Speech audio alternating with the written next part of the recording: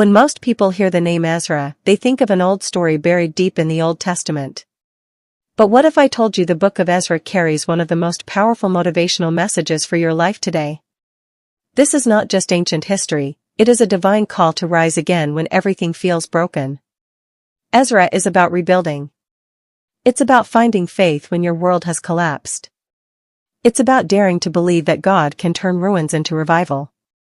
The Israelites had been in exile for decades. Their city destroyed, their temple burned, their identity shattered. Many thought their story was over. Maybe you've been there too, feeling like your mistakes, your failures, or your past have written the final chapter. But Ezra reminds us, with God, the story isn't over. It's just beginning. In this part, we'll explore the call to return, the courage it takes to rebuild, and how God breathes hope into the ashes. The people of Israel knew what it meant to lose everything. Their land was taken, their temple destroyed, and they were scattered as exiles. Spiritually, emotionally, and physically, they were broken. Have you ever felt exiled in life? Not geographically, but in your soul? Maybe you felt cut off from God's purpose. Maybe failure, addiction, or pain pushed you into a place of spiritual exile. That's where Israel was. But here's the truth, God does His greatest work when we hit rock bottom. Sometimes He allows walls to fall so He can show us He is the true foundation.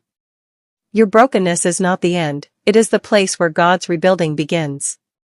Think about America today. So many people feel spiritually exiled, disconnected, hopeless, drifting.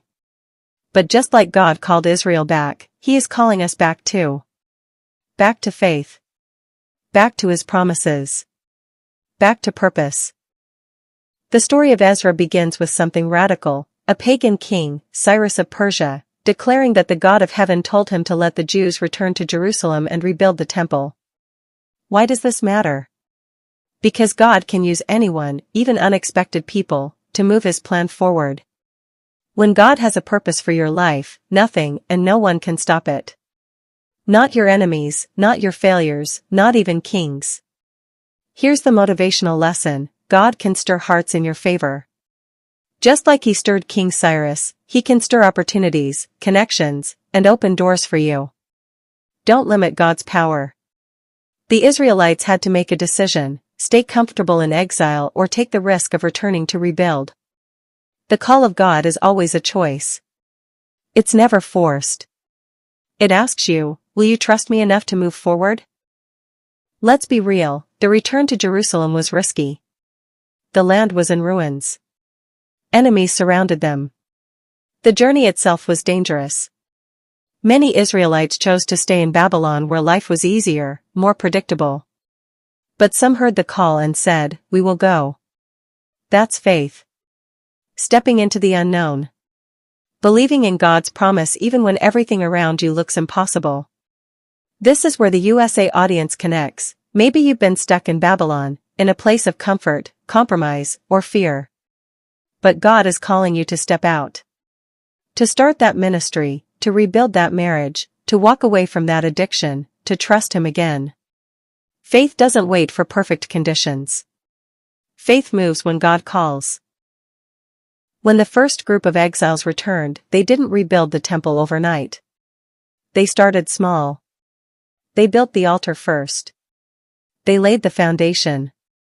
And they celebrated even though the temple wasn't finished. Some people mocked them. Some wept because it didn't look as glorious as Solomon's temple. But Ezra teaches us this truth, never despise small beginnings. Your comeback might not look big at first. Maybe it's just praying again. Maybe it's just forgiving someone. Maybe it's opening your Bible after years. But every small step matters. Every brick laid is part of God's bigger vision. America loves instant success, instant results. But God works in processes. Rebuilding takes time. Don't quit when the foundation looks small. Celebrate the beginning, because God will complete what He started.